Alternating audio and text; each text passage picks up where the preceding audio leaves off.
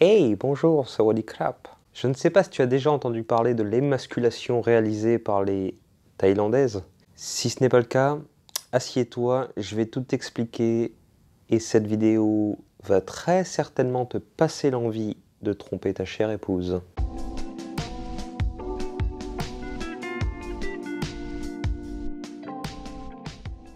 Avant de commencer cette vidéo, je tenais à vous remercier sincèrement.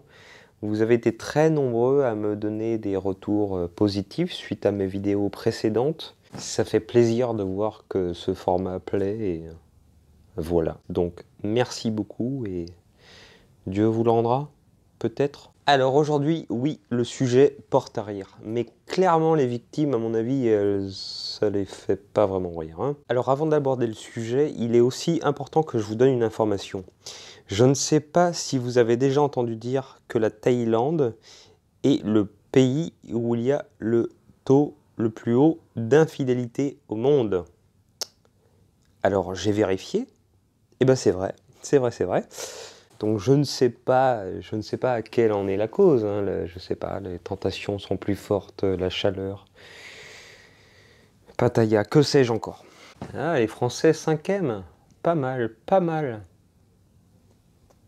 Il semblerait que les épouses thaïlandaises en aient eu un peu ras-le-bol de voir leur mari aller voir ailleurs.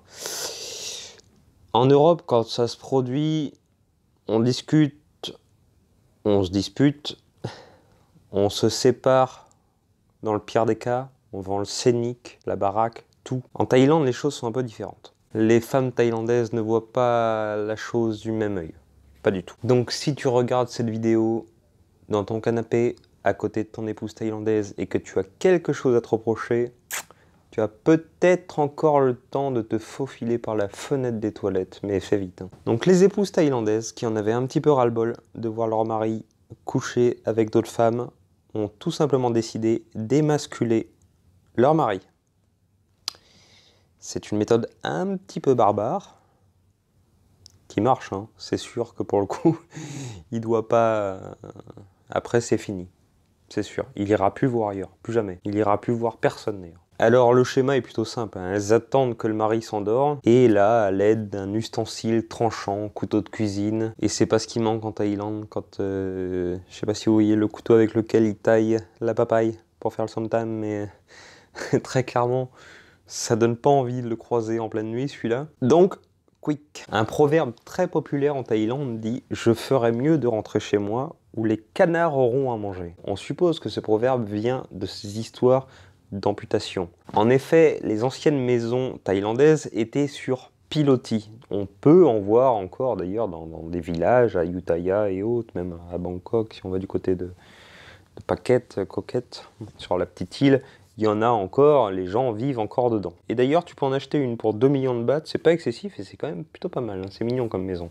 Bref, c'est pas la question. Ces maisons étaient sur pilotis, sans fenêtre. Il est donc probable que l'épouse, après avoir commis le crime, elle va évidemment pas garder le morceau de viande sur son coussin. La chose la plus probable, elle le jette par la fenêtre. Et évidemment, en Thaïlande, tu as dû déjà aussi remarquer qu'il y a pas mal d'animaux dans les villages ou autres, des cochons en liberté, et tout un tas d'animaux, dont des canards.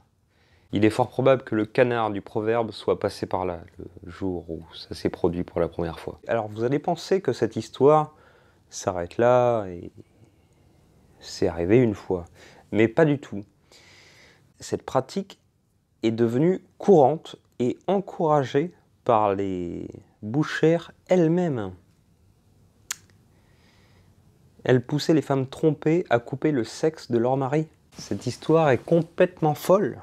On dit même que certaines, ne se suffisant pas de couper le sexe, elles le faisaient cuire, bouillir. Je sais pas, un petit jim-jum, quelque chose. Je sais pas, je ne comprends pas. Entre 1970 et 1983, une centaine d'ablations péniennes furent répertoriées en Thaïlande. Alors oui, tu vas me dire, une centaine sur 13 ans, c'est pas énorme. Mais déjà d'une, elles n'ont pas toutes été répertoriées. Et deuxièmement, si tu trouves que c'est pas assez, à mon avis, va demander l'avis des victimes. Je suis pas sûr qu'il soit de ton avis.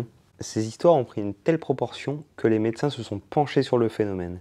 Et en 1983, une étude est parue dans un journal américain. Je vous cite le nom de l'étude. Gestion chirurgicale d'une épidémie d'amputation pénienne aussi. Gestion chirurgicale d'une... Je m'en rappelle pas, je vais pas y arriver. Gestion chirurgicale d'une épidémie d'amputation pénienne au Siam. C'est pas facile à dire. Une autre étude est parue en 1998 par des chercheurs américains. Le nom de l'article... Et j'arrive... Oui, j'ai des très mauvais yeux. Et alors?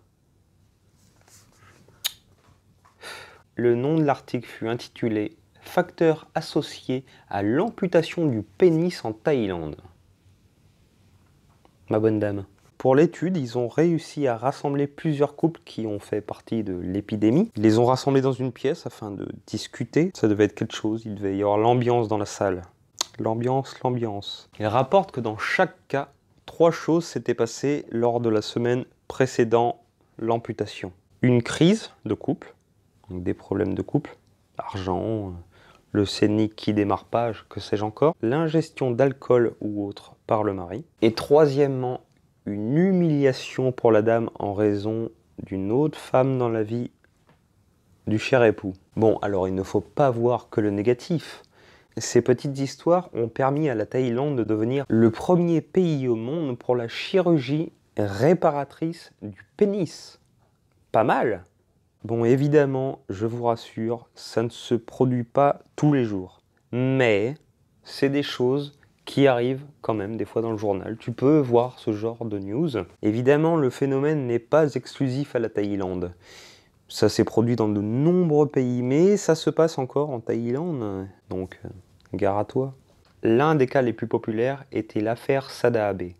Ça s'est passé au Japon. Je te conseille d'aller voir la vidéo de Togun. Il en a fait une vidéo il n'y a pas très longtemps où il explique très bien. C'est assez fascinant. Cette histoire est aussi devenue un film, L'Empire des Sens.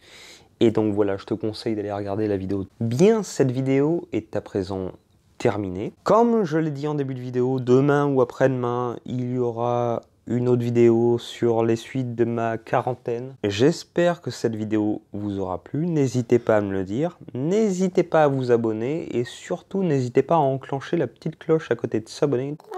Comme ça, si vous aimez mes vidéos, dès que je sors une vidéo, vous serez averti par la petite cloche. Vous aurez une petite notification.